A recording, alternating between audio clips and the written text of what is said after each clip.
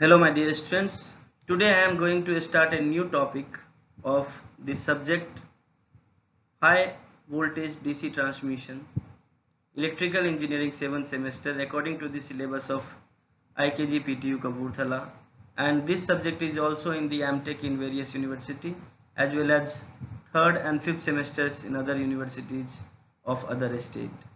So before going to a start of this topic, you have to watch my previous lectures video where we already explained the configuration of HVDC system, description of HVDC system, advantages and disadvantages of HVDC system, comparison of HVDC system and components used to develop a HVDC transmission network. So for the planning of HVDC transmission, you can refer the following books already referred by me in every slides, and you can purchase minimum one book to clear your concepts regarding this topic.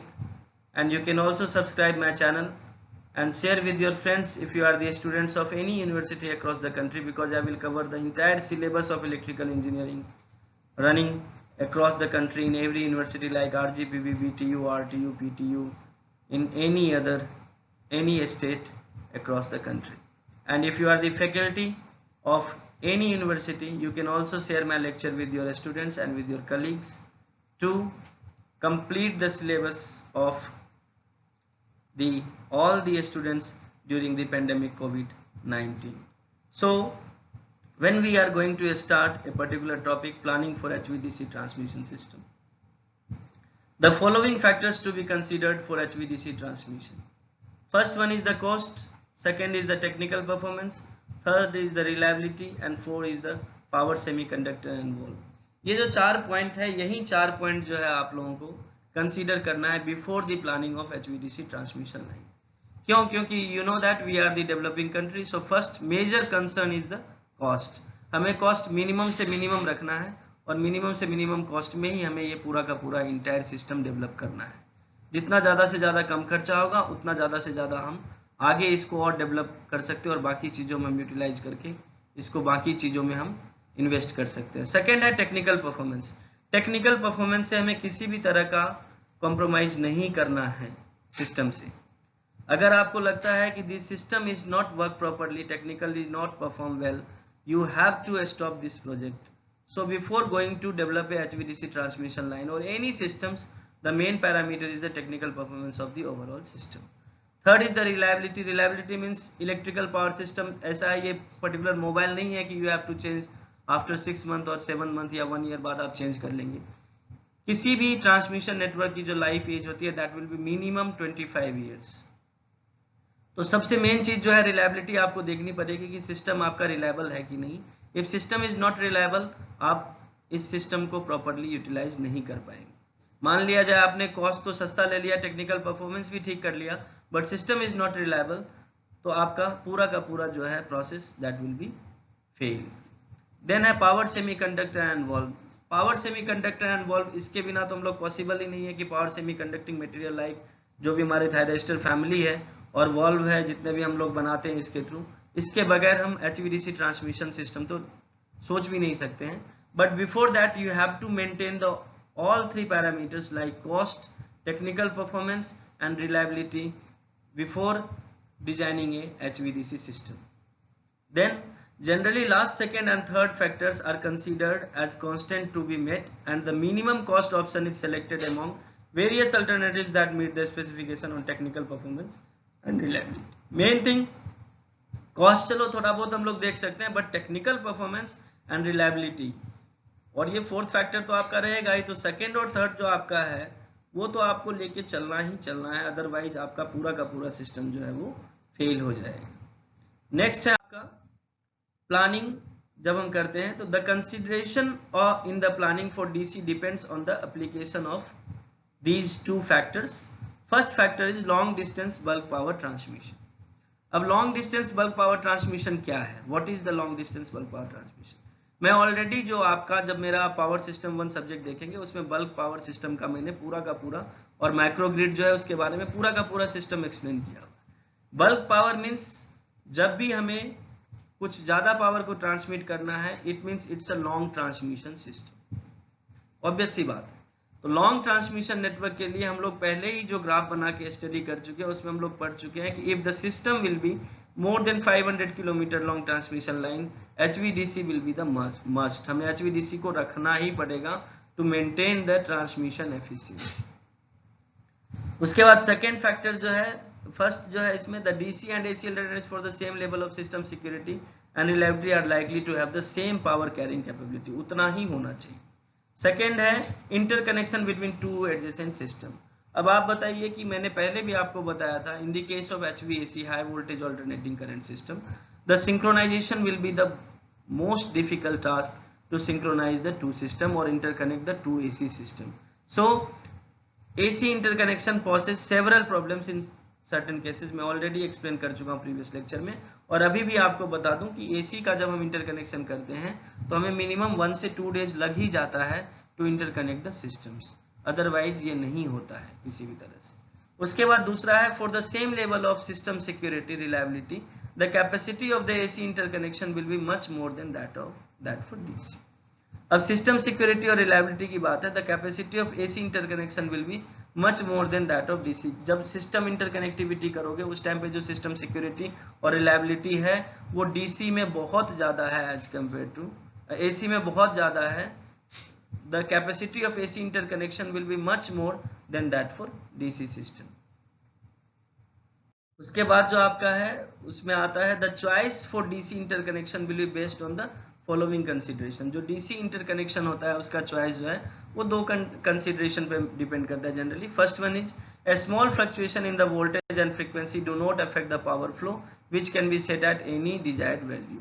जो AC के system में एक disturbance आती है voltage और frequency की, कभी कभी अनबैलेंस कंडीशन आ जाता है, फ्लक्चुएशंस हो जाती है, वो इस केस में नहीं होता है। सेकेंड है the system security can be enhanced by fast control of DC power. DC power में जो है उसमें की जो कंट्रोलिंग हमारे पास है वो फास्ट है as compare to AC system, that's why system security जो है वो इनहैंस्ड है in case of DC power system. Second, having settled on the DC link for interconnection, there are 3 possibility configuration for interconnection। जैसे हम interconnection करते हैं system को तो जनरली 3 टाइप्स के इंटरकनेक्शंस हमारे पास आते हैं इन the case of HVDC transmission network. तो इसमें से पहला जो हमारे पास वो क्या आता है, ए 2 terminal transmission where each terminal is located at a suitable place somewhere within the network and connected by a DC overhead line or cable। इसका पहला जो है वो सिस्टम ये कहता है कि 2 अलग अलग सिस्टम है, अलग अलग जगह पे है, और ये ओवरहेड लाइन या अंडरग्राउंड केबल के थ्रू हम इस सिस्टम को इंटरकनेक्ट कर देते हैं। दूसरा कहता है back to back HVDC station along with AC feeders. इसमें क्या होता है, जो 2 हमारे HVDC स्टेशन है उसके साथ दोनों तरफ AC फीडर्स लगे हुए हैं, और उस AC फीडर्स के थ्रू हम बीच में क्या करते हैं HVDC को कनेक्ट करके और back to back HVDC station को हम लोग इंटरकनेक्ट कर देते हैं। जैसे मान लिया जाए हमारे पास किसी 2 AC सिस्टम को इंटरकनेक्ट करना है तो वहां पे हम HVDC इंटरकनेक्शन भी ले सकते हैं कि हमने एक तरफ क्या किया, AC जो सिस्टम है वहां पे हमने एक जो HVDC स्टेशन है वो लगाया converter, it will convert rectify कर दिया DC में, और उस DC को हमने क्या कर दिया दूसरे सिस्टम पे इंटरकनेक्ट कर दिया, and that DC will be again transfer again change in the form of AC by using A inverter. Inverter के थ्रू हमने क्या किया, उसको अगेन AC में करके फिर उसको दूसरे फीडर के थ्रू कनेक्ट कर दिया। Means we have a 2 AC feeders, but बीच में जो इंटरकनेक्शन का पूरा मैकेनिज्म बनाया मैंने वो क्या बनाया मैंने, DC का, HVDC का। तीसरा है back to back station located close to border between the 2 systems. अब back to back station located है क्लोज, उसमें भी हम लोग इंटरकनेक्शन कर सकते हैं, एक ये कॉन्फ़िगरेशन भी इसमें आता है।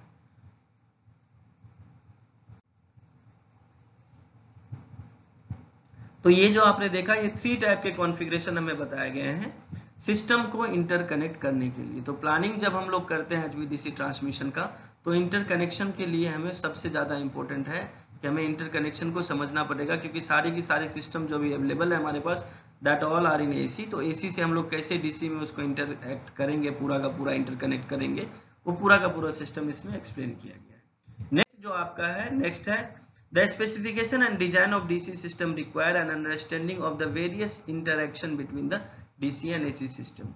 Specification जो डिजाइन है DC सिस्टम का उसको हमें पूरा का पूरा अंडरस्टैंड करना पड़ेगा और इंटरैक्शंस करने पड़ेंगे डीसी और एसी के बीच में, पूरा का पूरा कंपैरेटिव स्टडी करना पड़ेगा।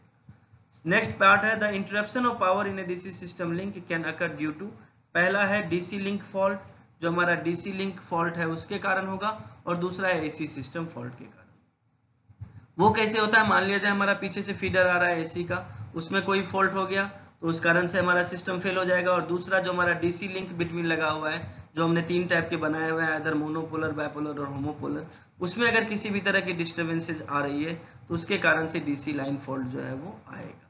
नेक्स्ट है the following aspects require a detailed study of the system interactions. पहला है war requirement of converter station end voltage stability के बारे में पढ़ना पड़ेगा, दूसरा डायनेमिक ओवर वोल्टेज के बारे में पढ़ना पड़ेगा, तीसरा हमें harmonic generation and design of filters के बारे में स्टडी करनी पड़ेगी, and then damping of low frequency and sub synchronous torsion oscillations. ये सारी चीजें हमें प्लानिंग से पहले स्टडी करनी पड़ेगी to design a HVDC transmission. ये सारे एस्पेक्ट्स को हमें डिटेल स्टडी करना पड़ेगा, इन चारों पॉइंट जो मैंने आपको बताया है, to develop a particular HVDC transmission network. Last है the converter control play a major role in these interaction and the control strategy should be as a improve the overall system performance. जो आपका converter control है, जो हम आगे पढ़ेंगे, आगे के यूनिट्स में जब जाएंगे तो हम ये सारा का सारा पढ़ेंगे, कितने टाइप्स के कंट्रोलर्स होते हैं, उसका अलग अलग सर्किट, सब सारा एक एक सर्किट हम लोग डिटेल में पढ़ेंगे, तो वो सबसे इंपॉर्टेंट रोल प्ले करेगा, तो उसके बारे में भी हमें पूरी नॉलेज होनी चाहिए। तो ये जो planning for HVDC transmission network है, ये पूरा का पूरा आपको जो आएगा, क्वेश्चन जो आएगा आपको आएगा, सीधा सीधा क्वेश्चन आएगा यूनिवर्सिटी में कि right A short notes on the planning for HVDC transmission. आपको शॉर्ट नोट्स पूछा जा सकता है, या कभी कभी इसमें से ये क्वेश्चन आ जा सकता है कि HVDC को लिंक्स जो है इंटरकनेक्शन में क्या रोल है HVDC ट्रांसमिशन का। तो इस सब टाइप के क्वेश्चन आया जा सकता है। जनरली सिंपल एक छोटा सा टॉपिक है, 15 से 20 मिनट्स का है। आई will prepare my lecture near by 13 to 14 minutes. आप इस पूरे के पूरे को पढ़ेंगे, और इसके अलावा डिटेल में अगर आपको पढ़ना है तो you can follow these books जो मैंने आपको बताया हुआ है। और further after completion of this syllabus, जब मेरा अपग्रेडेड वर्जन आएगा, पर्टिकुलर सारे टॉपिक का मैं अपग्रेडेड वर्जन बनाऊंगा, तो उस जब अपग्रेडेड वर्जन में आप जाएंगे, उसमें डिटेल्ड प्लानिंग, कैसे एक प्लानिंग करते हैं पर्टिकुलर एक HVDC ट्रांसमिशन लाइन को बनाने के लिए, from beginning to the end, एक स्टार्टिंग पॉइंट से लेके लास्ट पॉइंट तक हम कैसे एक HVDC सिस्टम को डिजाइन करते हैं, वो पूरा का पूरा मैं एक्सप्लेन करूंगा अपने, जब मैं इसको अपडेटेड लेक्चर बनाऊंगा प्लानिंग फॉर HVDC ट्रांसमिशन। अभी मैं सिर्फ और सिर्फ आपका जो सिलेबस है उसको कवर करने की कोशिश कर रहा हूं। According to syllabus you just know how we can plan for HVDC transmission. Planning में कौन कौन से फैक्टर्स और कौन कौन से पैरामीटर्स चाहिए, वो सारा का सारा इस वाले लेक्चर में अवेलेबल है आपके पास। आप हर एक स्लाइड में देख सकते हैं एक एक चीज को, और डिटेल स्टडी कर सकते हैं उसके बारे में बाय यूजिंग दीज बुक्स। और आप हमारे चैनल जो है, मेरा चैनल जो है, उसको आप लोग सब्सक्राइब करें, अपने फ्रेंड्स के बीच में शेयर करें, और अगर आप फैकल्टी है तो आप नीचे कमेंट भी डालें कि इसमें आपके यूनिवर्सिटी के हिसाब से और क्या क्या चीज ऐड किया गया है planning for HVDC transmission topic में, या उस टॉपिक का लेंथ कितना दिया हुआ है as per the syllabus of your particular university. Then I will prepare the updated lecture of planning for HVDC transmission also in future, may be in the month of December it will released. So तब तक के लिए आपको according to जो IKG PTU है electrical engineering syllabus, उसके according मैं आपको ये सिलेबस के हिसाब से जितना उसमें टाइम ड्यूरेशन दिया गया है उसी के हिसाब से मैं ये पर्टिकुलर टॉपिक आपको दे रहा हूँ। Thank you guys.